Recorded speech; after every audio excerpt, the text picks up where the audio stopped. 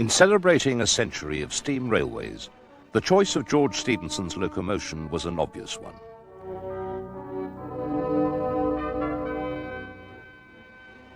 It was, after all, the first steam locomotive to be used on a public railway anywhere in the world.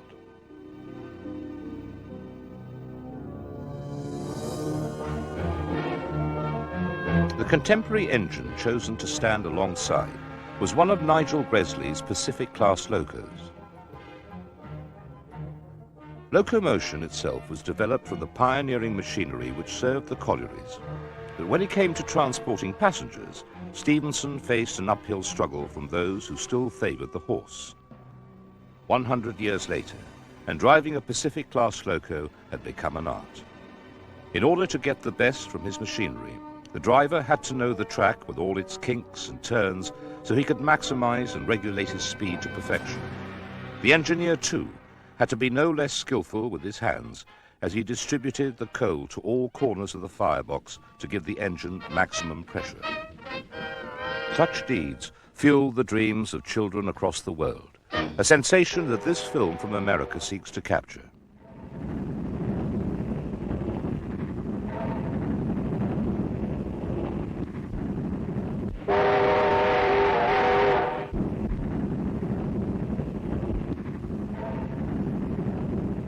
But dreams such as these couldn't have been possible without the rocket.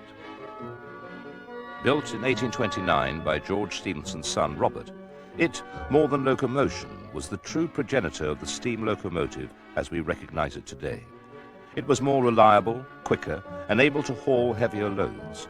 The British public were made to realize for the first time that this invention was here to stay. The social implications of the possibility of mass movement of the populace scared the establishment in a time of violent political upheaval in Europe.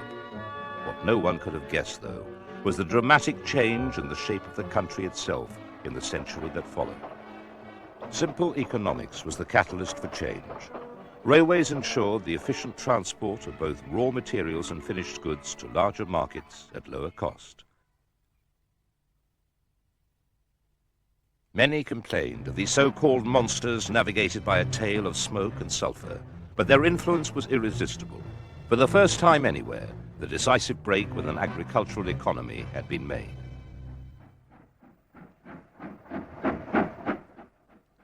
A huge network of industrial and passenger communication had existed before the advent of the steam railway, of course.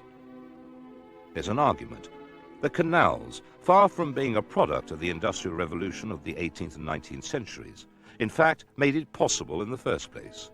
Whatever the real truth, the fact is that as soon as the canals had reached their zenith with over 4,000 miles of waterway, the age of steam was upon them, and naturally the huge advantage of speed that the railways had made it a no contest.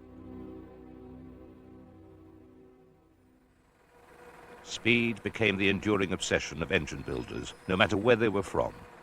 After the grouping of all the many disparate railway companies into 4 large groups, GWR, the Great Western Railway, wade into the speed battle with its 135-ton King George V, seen here on its way to the USA in 1927 to represent Great Britain for the centenary of the Baltimore and Ohio Railroad.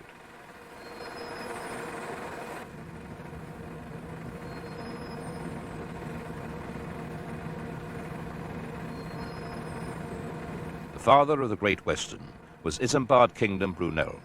As its first chief engineer, he developed the company's reputation for speed on its flagship expresses, a reputation the King class carried on. Businessmen immediately found these quick supply routes useful.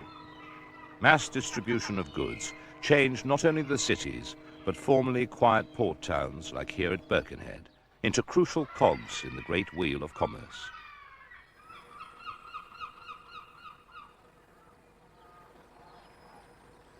Britain had always been the magnet for goods from its empire, but the railways meant that no longer did it all have to travel through London first. So with railways as the supply lines, great industrial centres grew up around the Clyde, the Tyne, the Humber and the Mersey. And the railways weren't short of ideas as to how to improve distribution methods further. We live in a wondrous age. Notch, the one-time little wayside station in Cambridgeshire, has become a huge railway sorting and distributing centre. where thousands of wagons of minerals and merchandise are reshuffled into new trains. This is just a small section of the newest railway robot, which with its electrically controlled siding covers over 100 acres. Scientific research and inventive genius have here combined to provide the means to sort a 60-wagon train into 40 sidings in 6 minutes.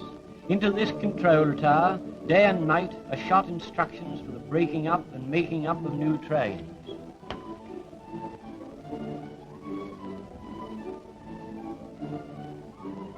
One man at the switch table sets up a number of point movements which are automatically operated by the wagons themselves as they pass clear of the points.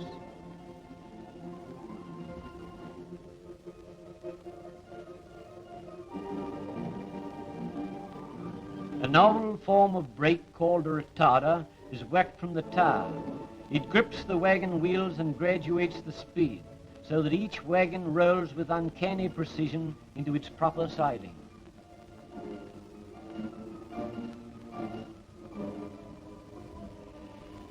To walk up and down these long sidings would make a pretty tiring day, for it would mean a stroll of 30 miles.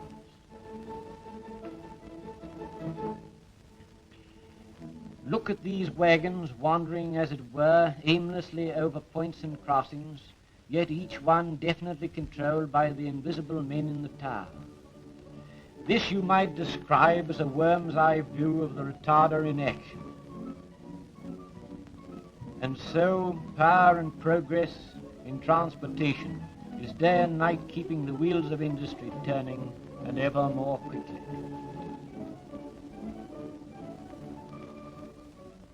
Less spectacular aspects of railway building shouldn't be forgotten either. Just outside Boston, Lincolnshire, where thousands of sleepers are made every year for that East Coast route. It would need a calculating machine to reckon the grand total of these lanes and streets of seasoned planks, waiting their turn to be cut and creosoted. There are so many, it needs a special railway line to deal with them.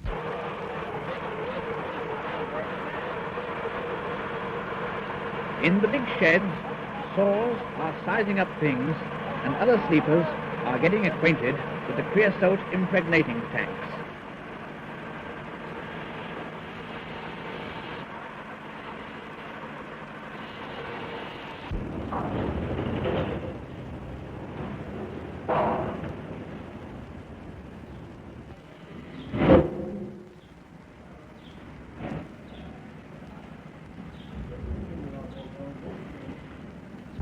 Any kind of sleeper likes a chair, but not this sort. It's made of iron and is bolted to the sleeper by ingenious machines, all in a few seconds. A few minutes later, it's just one of a large family of new railway sleepers, bound for 101 distant points to smooth our track across the countryside.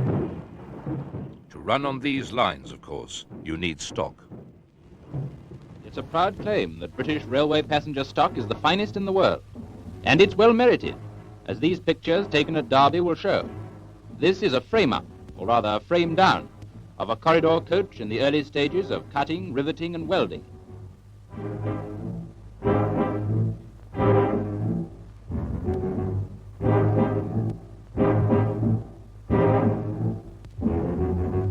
That done, the main frame is fitted with wheels, just to make it go along easier, and a coupling hook has to be made. This is the coupling die, and in a moment you'll see the connection.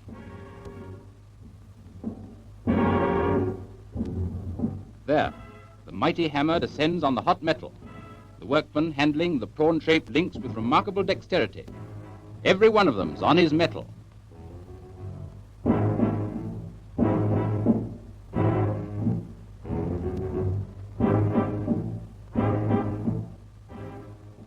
When everything has cooled down, the coupling is fixed in position. And what of the wood? A small forest of 25,000 trees is felled every year to provide the timber used. Then the latest mechanical marvels saw it, plane it and turn it, each process being in the hands of skilled specialists. After each part has been carefully examined, the body is assembled, and the beauty treatment begins. Of course, they'll polish until they can see their faces in it, while the men paint and show them where to draw the line. Eventually, the body beautiful emerges and is placed on a traverser for further examination.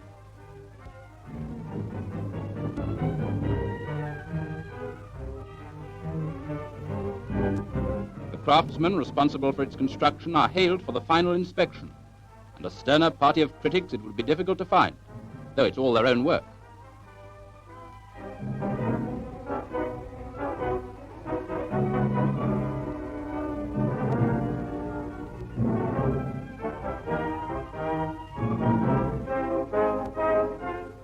She's off. Another product of creative brain and deft fingers goes on its way, a monument to the men who made it.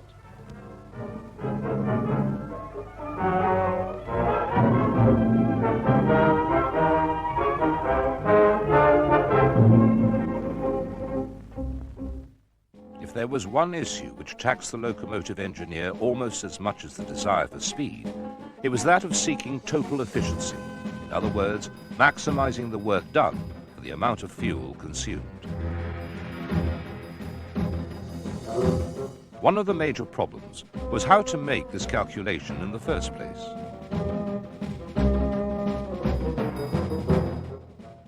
G.J. Churchward, the builder of the King-class locos, built this test plant in Swindon in 1904 for the Great Western. It lasted until 1959. In Britain, for a number of years, it remained unique and surely contributed significantly to GWR's success, since other companies had to travel to France to test their locos, and it took until 1948 before everyone else could enjoy the same advantages. But the Great Western did not have everything its own way by any means. The Southern Railway, for one, produced a famous class of locomotive, as successful as any other during the grouping era. The King Arthur class loco, seen here at its unveiling in 1925, was a very powerful two-cylinder 460. It had massive frame design and was seemingly immune from running problems. And what better way to demonstrate its sheer power than to take on head-to-head not one, but two of the locos it was to replace.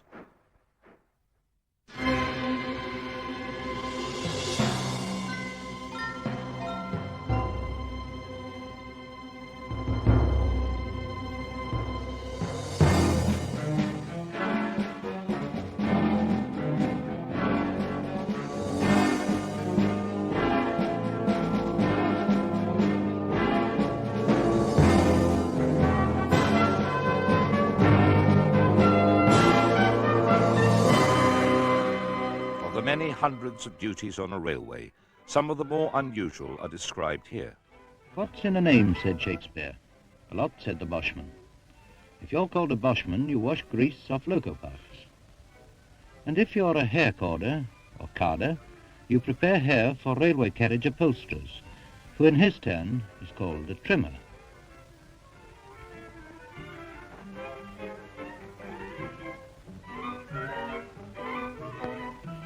Many of these Swindon Railway employees have most misleading grade names. The clothier's not a tailor. He just clothes engine boilers in heat-proof plaster. The dresser has no relationship to the backstage variety like this. His job is to dress rough castings with a hammer and chisel.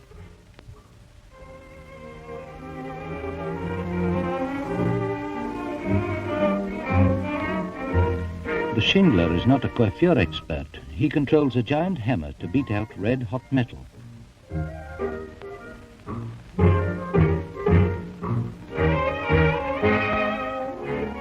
Some have typical gangster names. The pull-up boy opens the furnace door for white-hot bars to be taken out to the roughers, who pull the metal through rollers.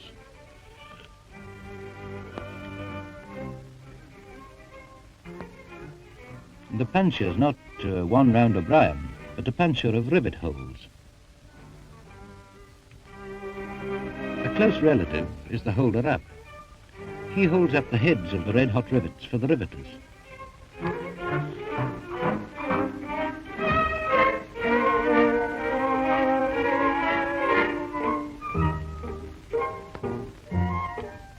This chap has quite a professional title. He's the saw doctor. He keeps the saw fit for work. If the crane wants to lift something, then the hooker on has to hook it on.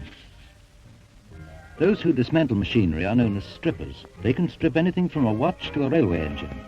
Yes, there's a lot in a name when you're as skilled as these railwaymen. What went on inside the trains, once in service, was often no less busy. The duties of the mail train was made legendary by the film Night Mail, lending the job an aura of romance. For the first time in British history, perhaps, the toil of the working class was recorded and given a glamour, the kind normally reserved for the empire builders and gentlemen soldiers of the upper classes. To work on the railways was a job to which any child could aspire.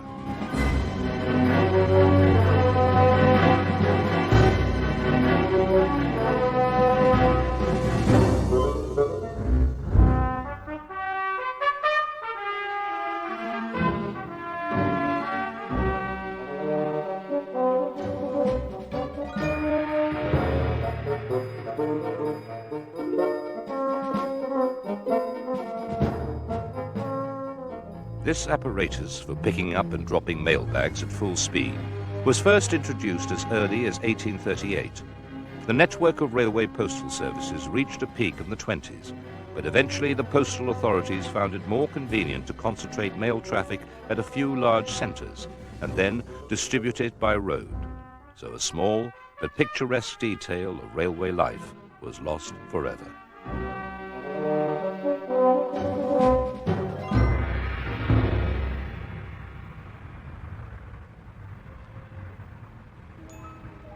In 1926, a 9-day general strike was called, and the British public were made to realise just how dependent they had become upon the huge webs of communication which now crisscrossed the country, and how beholden they were to the people who worked on them.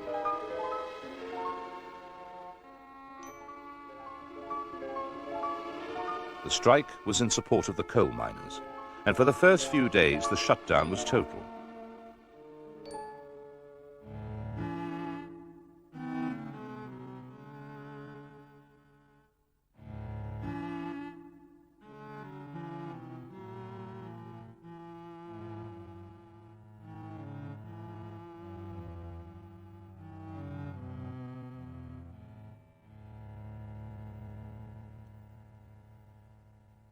What services there were run mainly by middle-class volunteers.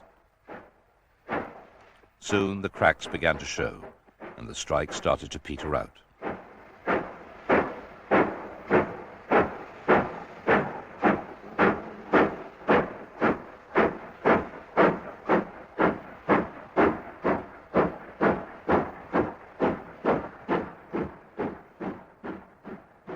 As far as the railways were concerned, though, it didn't end before another form of transport had nailed its colours to the mast as a possible alternative.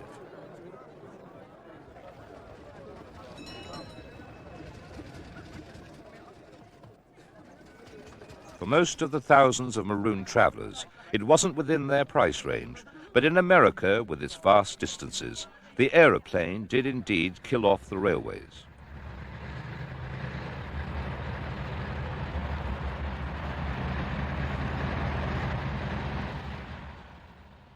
Ultimately, though, the Big Four in Britain had little to worry about from a London to Birmingham air service such as this.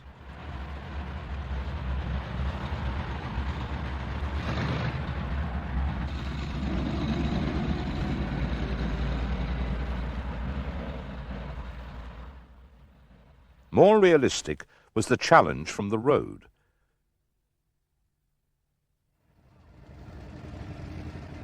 The main reason rail track was laid in the first place was because the horse could pull more along shiny rails than it could across rutted cart tracks. But after the invention of tarmac and the improved reliability of the combustion engine, coach travel became a serious threat.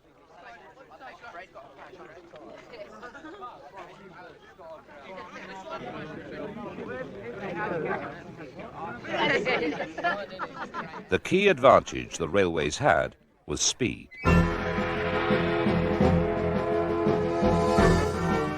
Just as they had consigned the canals to history with the use of it, so they hoped to do the same to the upstart bus.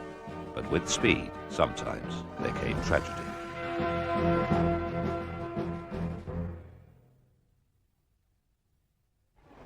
Within a few minutes of the heart of London, a serious train collision has brought death and injury to the workers on the crowded early morning coaches bringing them to the city. As the details come through with stark, dramatic suddenness, here are the facts as they were brought to me by telephone, teleprinter, and eyewitness report. The 7:30 train to Victoria via Tulse Hill was held up by signals on the viaduct just outside Battersea Park Station. Into its rear coach at full speed crashed the train from Coulsdon, ploughing its way through almost the full length of the back coach of the first train and killing the guard. Immediately it's realized that several have been killed, many injured. The services of all nearby doctors and nurses are requisitioned. Ambulances are rushed to the scene. The police hold back the surging crowds, not to impede the rescue work, already made difficult by the height of the viaduct. In many a London office today, a phone call will bring news that some worker will not be at the accustomed place. In many a London office, work will be held up because some key job cannot be finished. Such is the fate that hangs always over all of us, the fate that often strikes in strange places to break the journey with such tragic suddenness. In the rail department, ladies and gents, we offer you today unique pictures of a fire brigade on a train, taken at the railway works at Horwich.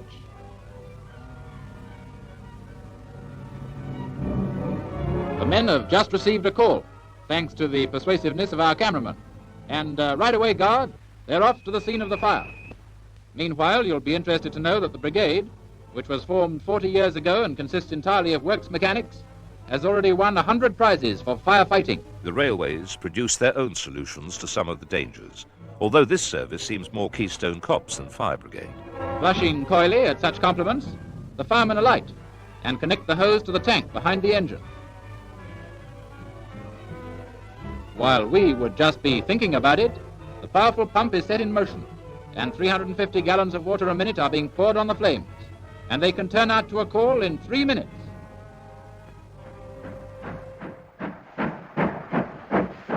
Mechanical innovations were also introduced to help avert possible disasters, such as the so-called fog fellow.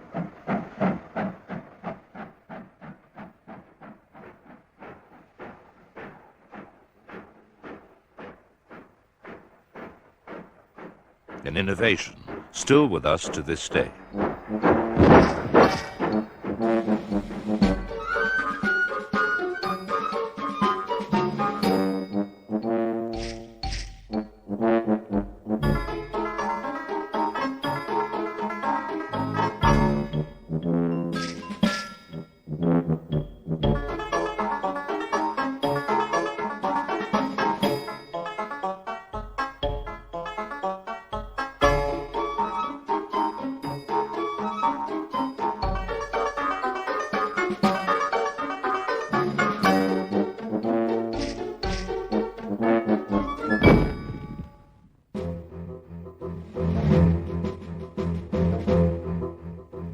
Aside from protecting its staff and passengers, the railways continued with their twin obsessions of speed and efficiency.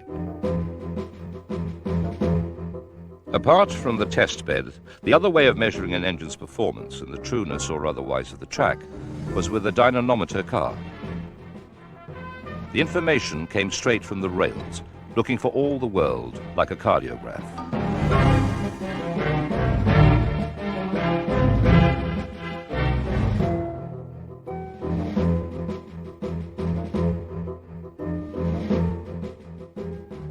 In this case, it was the track which was being tested, and once the results were processed, workmen would set about solving the problem.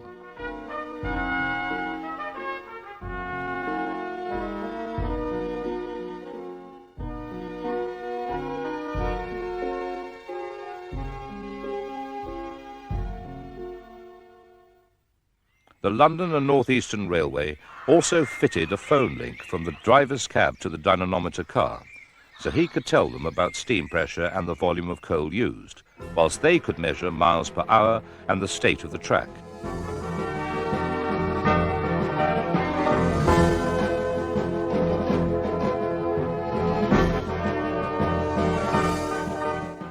Ultimately, it was possible to calculate not only average speeds, but the horsepower, superheating, boiler pressure, steam chest pressure, coal use per mile, water use per mile, and finally the level of evaporation.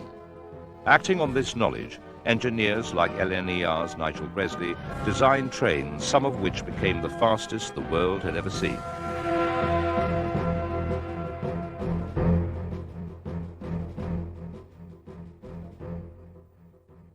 Another LNER invention was this, the robot rail layer.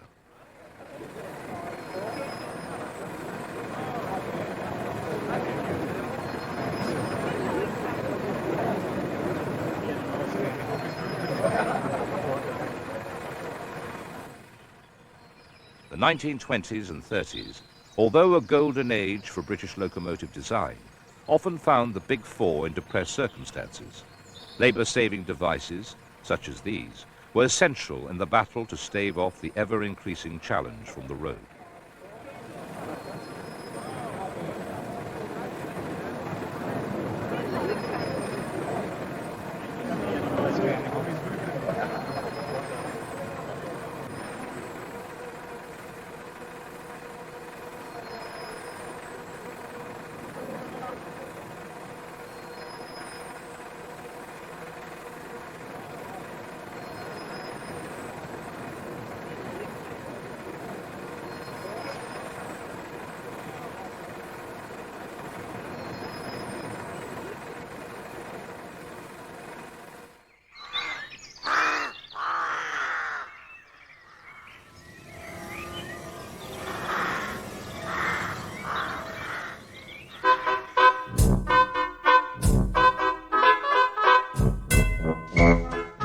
The Pullman coach services stole the name, but couldn't possibly hope to reproduce the luxury found in the real Pullman cars. But their price advantage over the railways was huge, and the services were getting quicker all the time. But at least, during this crisis, the British rail engineer could always look abroad, since Britain wasn't only making railways for itself. There was, after all, still an empire to service. These locos from the Vulcan foundry were being loaded for duties in India.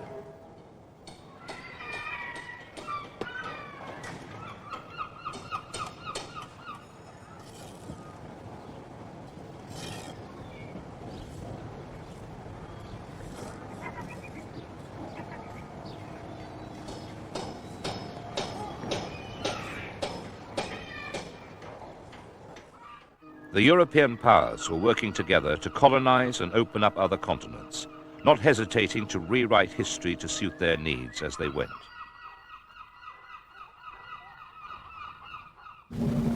Years ago, the throb of the war drum sounded and called the tribes together for battle.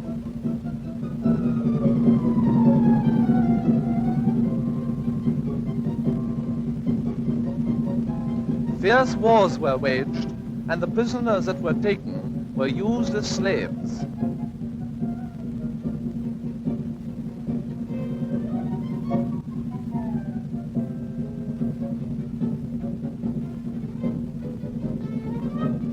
Throughout West Africa ran a network of slave trails.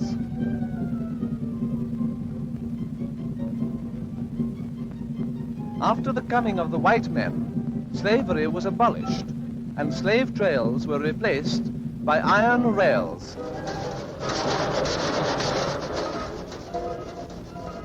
The British and Portuguese between them are building a railway from Lobito Bay via Benguela here, up to Angola here, and on to Elizabethville.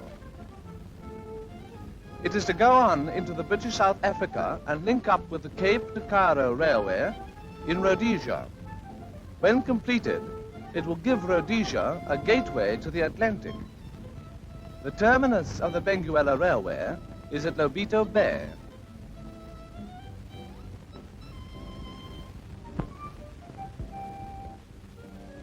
To make shipping easy, the train runs along the quay's side.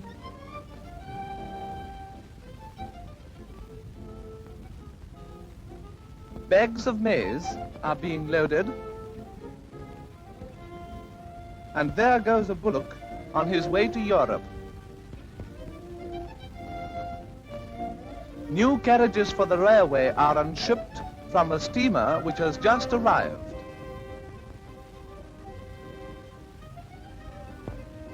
And now that we've seen that one safely ashore, we'll join the inhabitants of Lobito in the great excitement of the day, seeing the mail train start for up country. Look at the lines and you'll see that a narrow gauge is used.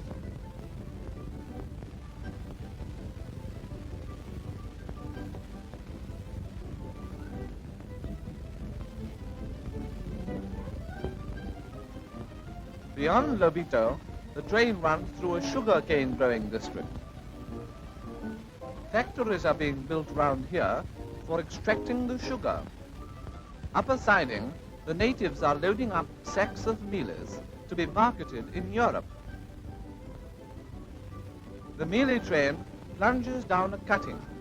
The contraption in front of the engine is a water tank. The great distances between station and station on this line makes such provision necessary.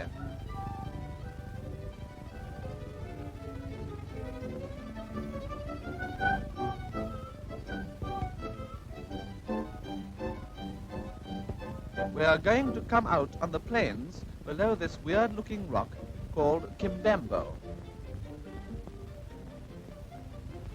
The train, crawling across the vast African countryside, looks like a tiny insect. The earth in these parts bakes into very good bricks.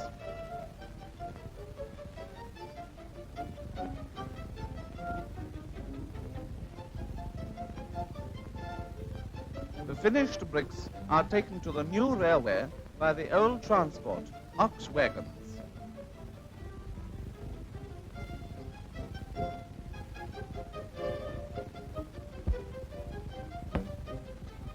Up she climbs on an easy gradient and soon runs into Coimbra, the capital of Angola.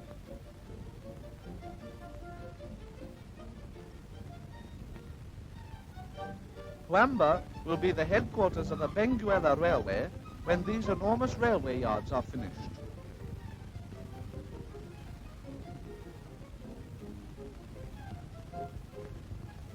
To get hydroelectric power for these works, the Coimbra River, 12 miles away, is to be turned to account, and a dam is being built across these falls. Wheat grows on the uplands beyond Coimbra, and the line passes through orange groves, which produce good crops if we can judge from this little lot. Still climbing, we come to higher country, and the next stop is at the town of Silva Porto, which has a simple municipal water supply. Silva Porto is famous for its herds of cattle, which, since the building of the railway, helped to supply the home-killed beef of old England. The Kwanza River is crossed by a four-span bridge.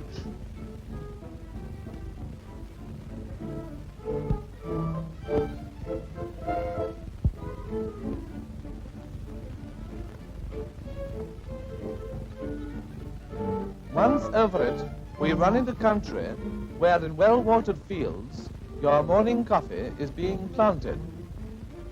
And further on, the coffee berries are picked from full-grown bushes. These plants that look like cactus are sisal grass. The fiber in the leaves makes a very strong rope. So far, the railway has been useful chiefly for commercial transport, but soon crowds of tourists will be coming up to see these marvelous falls at Coimbra. A rainbow has got caught in the spray. Beyond the falls, the Benguela Railway has been completed to the Angola-Congo border, 840 miles from Lobito. The Belgians are pushing on to complete their section of the line across the Belgian Congo. Every day, the workers' train sets out for railhead, loaded with men and materials. This gang completes about a mile of permanent way a day.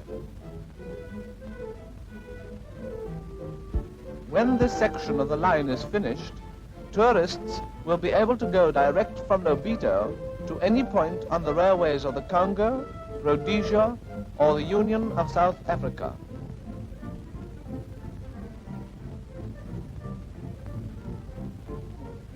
Note that pressed steel sleepers are used, as wooden ones would soon be destroyed by insects.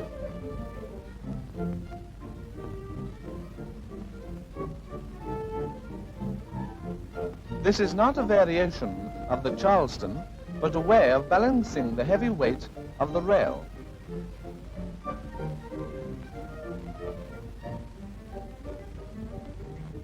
Until the line through the Belgian Congo is completed, we have to go on to Elizabethville by car. The motor service is good, but a road of logs makes one remember longingly the smooth running of a railroad.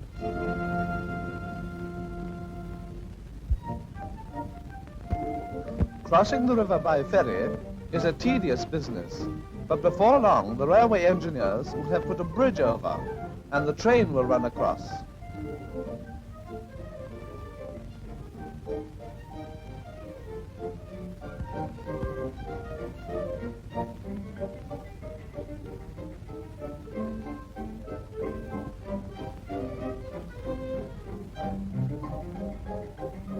We can tell when we are approaching the town of Elizabethville because the factory chimneys stand high against the sky. Somehow, this doesn't look like the heart of darkest Africa, and it isn't, for Africa is getting lighter every minute. So, whilst the colonial powers were trying to render Africa in their own image, at home in Britain, locomotive design had entered the crucial and thrilling era of the streamliners.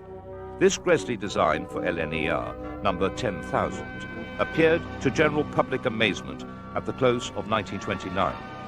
This four-cylinder compound 464 had been many years in the making.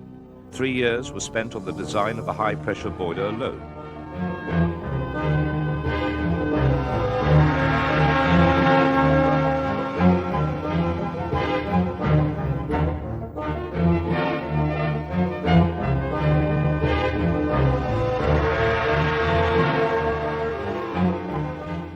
But it was the aerodynamic screening at the front end which attracted most attention and prepared the way for the many great streamliners from LNER and their great competitors LMS, which were to follow.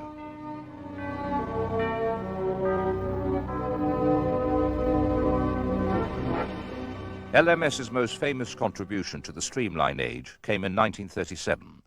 Its Coronation Scot could top 114 miles per hour and average nearly 80 miles per hour. Such trains became standard bearers for British railways worldwide, but usurpers to the crown of steam were lurking. One of them, electricity, made its first significant impact in Britain on commuter lines. Every day, every hour, this express leaves London and speeds its 60 miles an hour way southwards. And exactly an hour from the start, it runs into Brighton, its passengers on business or pleasure bent, taking the journey as a definite event in their lives. But to the men in the signal box, the express is just another train to be guided safely to its platforms. With its 225 levers, this most modern box controls signals and points within a radius of nearly a mile.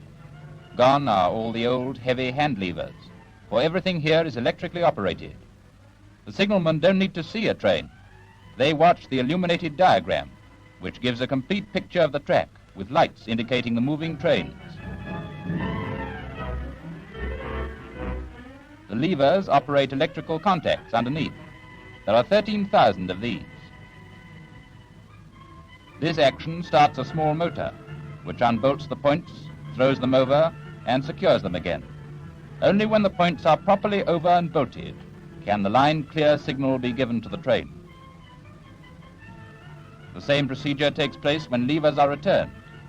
120 sets of points and 140 signals are controlled from the one signal box. Every movement and signal is recorded by this booking lad, and they run into thousands a day.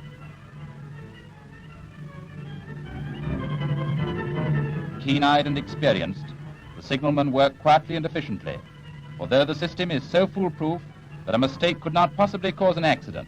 It is their responsibility to ensure that train movements are according to schedule.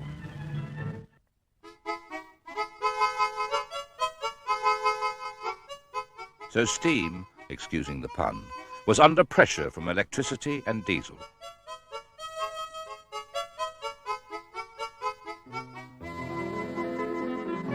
Although these technologies weren't exactly new, after all, Liverpool had had an electrified line since 1903, they were being refined to a point where they could compete with steam not only in terms of speed, but also for reliability and cheapness. This film, called A Day in the Life of an Engine Driver, follows a journey from London to Manchester with the LMS, and serves perhaps, for us at least, as steam's last hurrah, where the thrill of the open cab and the irresistible romance of these locos can be seen and enjoyed at length.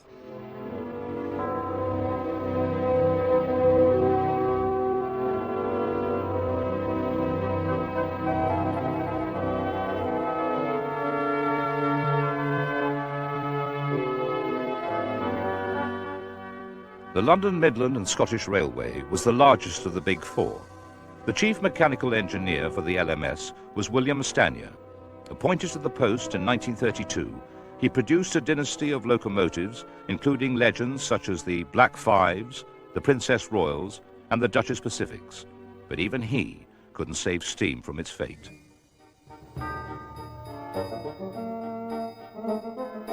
Early experiments in the use of internal combustion engines for rail traction were usually based on the petrol engine. It was Dr. Rudolf Diesel who first successfully experimented with engines using heavy oil fuel. The advantages over petrol were obvious. The diesel engine extracts more power than the petrol engine from the same amount of energy in the fuel, and the fuel cost per mile was about half that of petrol.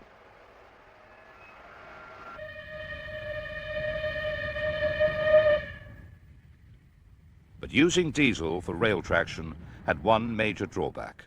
Because the power delivered depends on the amount of fuel burned in the cylinders on each power stroke, it develops no tractive effort until it's running, unlike the steam engine where tractive effort is effective as soon as steam is admitted to the cylinder and exerts pressure on the pistons. The diesel engine, therefore, had to be started first before it could be connected to the wheels.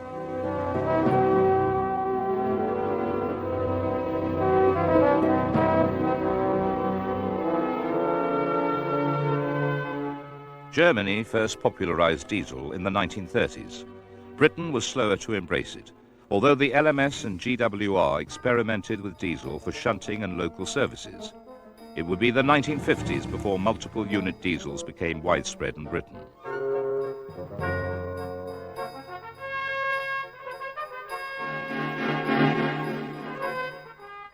Developments of any kind were of course severely interrupted by the Second World War. They knew their hour was approaching. These were the people of busy city and suburban street, of smiling fields and tranquil, immemorial villages. These were the people that were to meet with blood and fire, that were to fight, to die. Railways became targets for the heavy bomber in an effort to disrupt supply routes.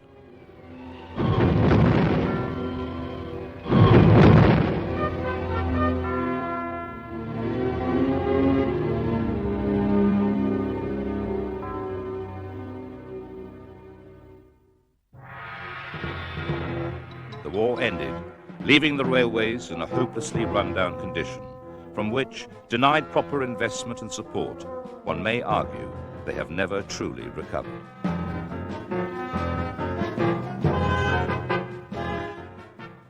Nationalisation of the railways took place in 1948, and the Big Four became simply British Railways. At first it seemed content to stay steam-driven, not sharing the continental enthusiasm for electrification.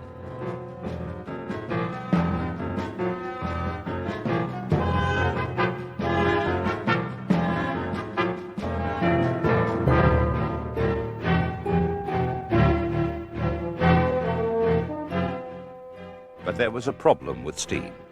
In the 1950s, an era of relatively high employment, the railways had great difficulty attracting young recruits when more regular hours at higher rates of pay were on offer for many much less arduous and responsible jobs. This shortage was given as one of the main reasons in British Rail's modernisation plan of 1955 as to why steam had to be consigned to history.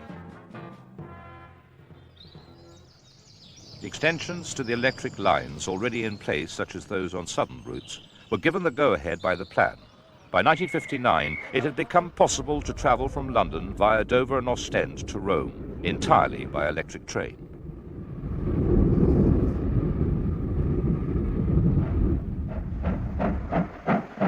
The most serious consequences of these changes were on the railwaymen themselves. Their jobs, which though not highly paid, were hitherto regarded as the safest available. They were suddenly deprived of their livelihood, often in areas where alternative employment was hard to find. Whole towns and communities were affected, and this was compounded by the closure of many of the railway workshops.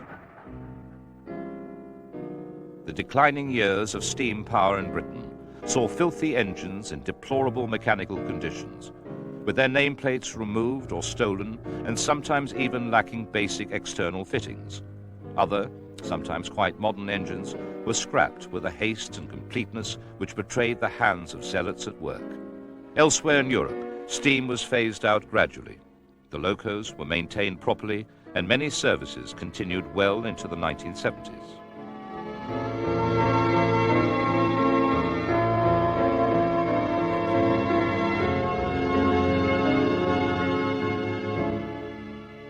In all, 17,000 engines were removed from service, and only a few hundred were saved from the heat of the gas cutter.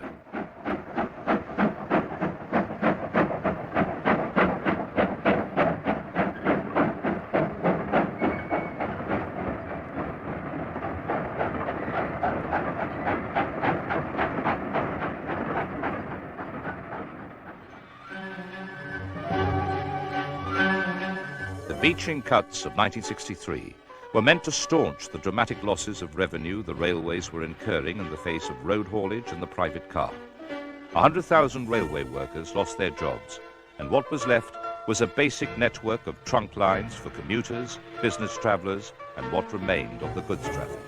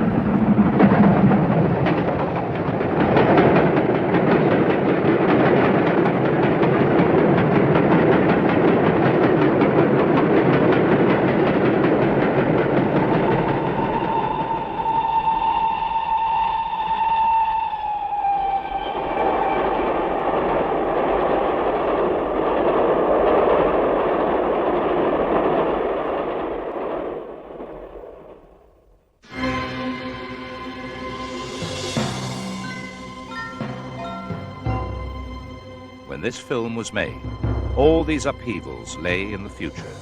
For him, steam railways still meant four fiefdoms, distinguished by exquisite liveries like Derby red or malachite green, where every young boy and many an adult envied you your job as you rode the streamliners and Pacifics, the castles and the stars, and took your place in the greatest social and industrial evolution that the world had yet known.